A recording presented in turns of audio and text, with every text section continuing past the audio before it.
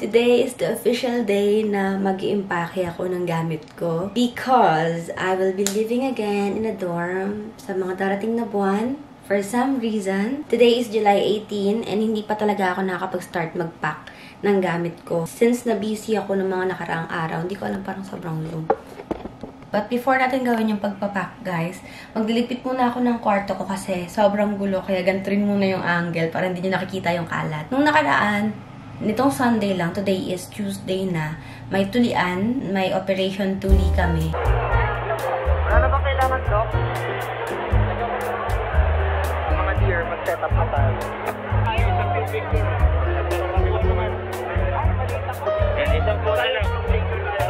Yun talaga yung pinaka napagod akong tulian session. As in, tuloy-tuloy lang. Tapos, salitan lang kami ng partner ko. Si Jeff yung partner ko that day. Ay, ayun, sobrang pagod. Nung Monday, nagpahinga lang talaga ako. And ngayon ako magpapack ng gamit ko. Maglilinis muna ako ng kwarto ngayon. It's already lunchtime. Hindi pa talaga ako nakakapag-start mag-impake.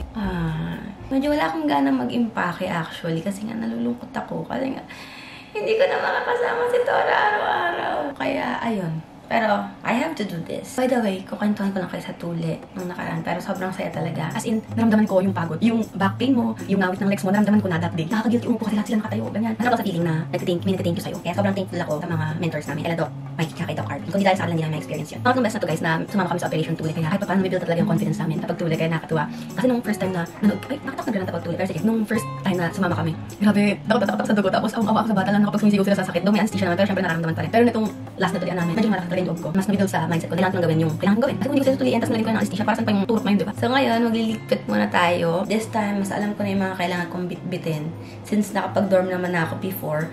Pero yung space ng dorm ngayon is mas maliit. Compare sa dorm ko nung senior high school, kailangan ko maging creative and efficient sa space na gagamitin ko sa mga gamit na dadalhin ko. So, let's start, guys.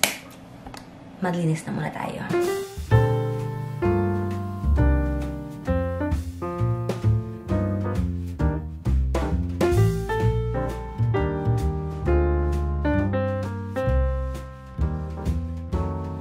Magla-lunch lang muna ako, guys, since nagugutom na ako. And ito pa lang yung naayos kong side. So, I need energy. Let's eat lunch.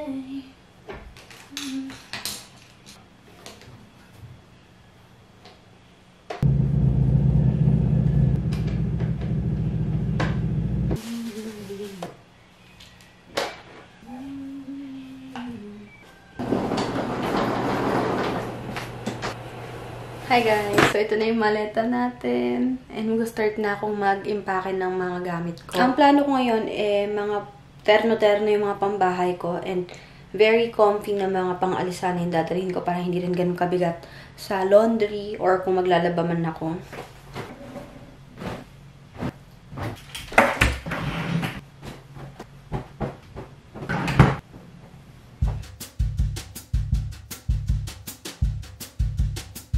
Of course, hindi to pwedeng maiwan. Itong mirror, bawal din to maiwan, guys. Itong basurahan din. May mga kalat pa. Magdadala ako ng onti, guys, para may pang-decorate ako sa dorm. Dadalhin ko rin, guys, yung mga hangers ko. Marami pa rin lalagay.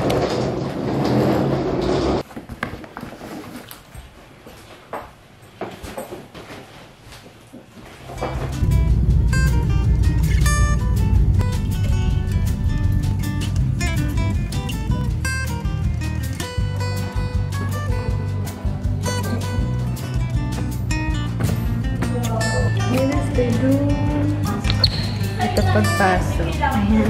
May lababo. Ito naman yung damitan ko. Wala pang laman. Ito yung magiging kama ko. Yan, ito naman yung table ko. 1 point na ako to ya. Ito ang proof. 4 na lang. Ilang ba? Isang bagsak. Ito ba topic? Masin mo ito ba topic? Ito ba topic? Ito ba topic? Nakita niyo yun parang mas maganda sa taas eh. Diba? Tapos mailaw pa makakapag-aral ka. Ano yung inopen? Boy, bakit ka nakaganon sa'yo? Wala! Pasok. Ito ba topic? Sabi ko na nga, pagod ako. Hoy! Text you. Lima pa! Hoy, tatlo! Hoy, wala! Hoy, tama na!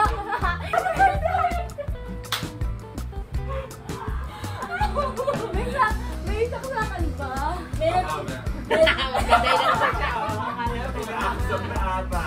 Or tayo sa next one.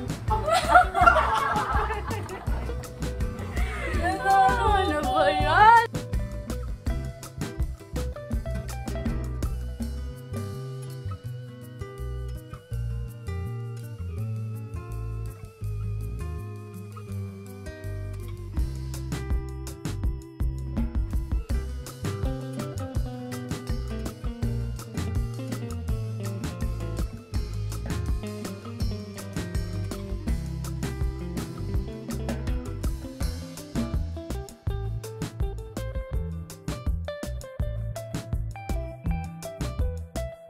So, today is July 20 guys, and ito yung first day ko dito sa dorm. First night actually, and dito yung kama ko sa taas kasi natalo ako kay Nelsie. Ito na yung mga naayos ko so far. And ayun na si Tora. First night ko mag-dorm ulit, and na-miss ko talaga si Tora. Hi guys, so July 31 ngayon, and naghahakot ulit ako ng gamit papuntang dorm. Since ihahatid na ako ngayon, and sinusulit ko lang kasi ang bibigat din ng mga gamit ko. Ang laki ng pimple ko.